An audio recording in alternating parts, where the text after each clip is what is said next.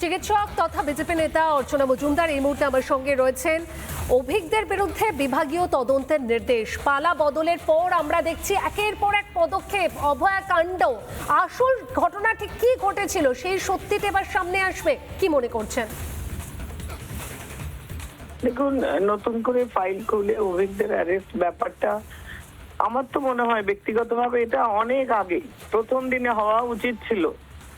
যে এটা এত কাঠখড় পুড়িয়ে অভয়ার মা যেভাবে নিজে ইনভলভ হয়ে এবং আমাদের বিজেপি সরকার এসে এই ব্যাপারটাকে নতুন করে খুলে পুনরায় নতুন করে এর ইনকোয়ারি ইনভেস্টিগেশন শুরু করেছেন এবং সত্য বের করার চেষ্টা করছেন। হলেও সমস্ত প্রমাণ লোপাট হলেও আমাদের আশা যে একদিন সত্যিকারের যে দুষ্কৃতি, যে অভয়ার উপরে যারা এই অত্যাচার করেছে সেই নিয়ে ক্লু বেরোবে এবং সত্য উদ্ঘাটিত হবে। আমি আশাবাদী এবং আগামী দিনে যে কর্মক্ষেত্রে শিক্ষা ক্ষেত্রে অভয়ার মতো না হতে হয় তার জন্য ব্যবস্থা সরকারের তরফ থেকে হওয়া প্রয়োজন। একজন চিকিৎসক হিসেবে, একজন মহিলা হিসেবে সেইটা আমার কাছে কাম্য। যত শীঘ্র সম্বন্ধ এই তদন্ত কমপ্লিট করে সত্য উদ্ঘাটিত হোক। বেশ, ধন্যবাদ আপনাকে। বিগত সরকারের আমলে মনে হচ্ছিল যে সত্যি আমরা কি কোনোদিনও জানতে পারবো যে সেদিন রাতে 2024 সালের 9 আগস্ট রাতে ঠিক কি ঘটেছিল।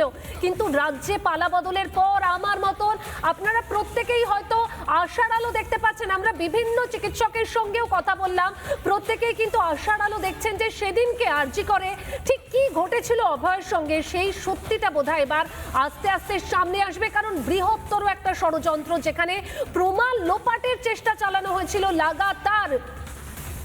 আমরা কথা বলেছিলাম টেলিফোনে বিজেপি বিধায়ক তথা চিকিৎসক ইন্দ্রনীল খায়ের সঙ্গে, তিনি কি জানিয়েছেন একবার শুনবো।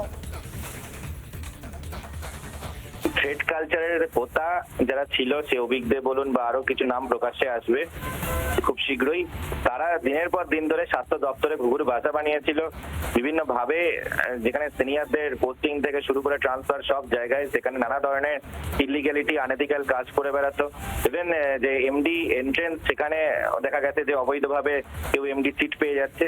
এইসব দিনের পর দিন ধরে যারা দুর্নীতি করেছে সেই সকল দুর্বৃত্তের বিরুদ্ধে যে পদক্ষেপ শুরু হয়ে গেছে এবং খুব শীঘ্রই দেখবেন যারা যারা আমাদের বোন অভয়ের বিচার পেতে যারা অন্তরায় হয়ে গেছিল, যারা বিভিন্ন কেউ আবার হঠাৎ করে দেখেছিলাম ফিঙ্গারপ্রিন্ট এক্সপার্ট হয়ে, আবার তৎকালীন পুলিশের একজন ডিসি তিনি আবার বলছিলেন নাকি ফিঙ্গারপ্রিন্ট এক্সপার্ট বলে যার পরিচয় দিচ্ছিল, তাদের অ্যাকচুয়াল পরিচয় কি সেটা প্রকাশ্যে এসে যাচ্ছে। এবং যাদের স্থান যেখানে হওয়া উচিত, যারা চুরি করেছে, যারা দুর্নীতি করেছে, তাদের স্থান যেখানে হওয়া উচিত সেখানেই হবে।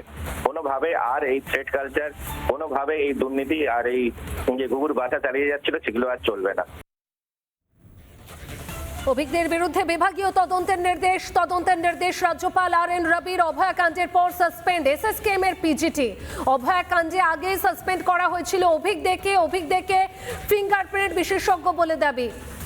নানা ধরনের কন্টেন্ট দেখার জন্য লাইক করুন, শেয়ার করুন আমাদের ফেসবুক পেজ, সাবস্ক্রাইব করুন আমাদের ইউটিউব চ্যানেল। পাশাপাশি অন্যান্য ব্রেকিং নিউজের জন্য অবশ্যই চোখ রাখুন রিপাবলিক বাংলায়।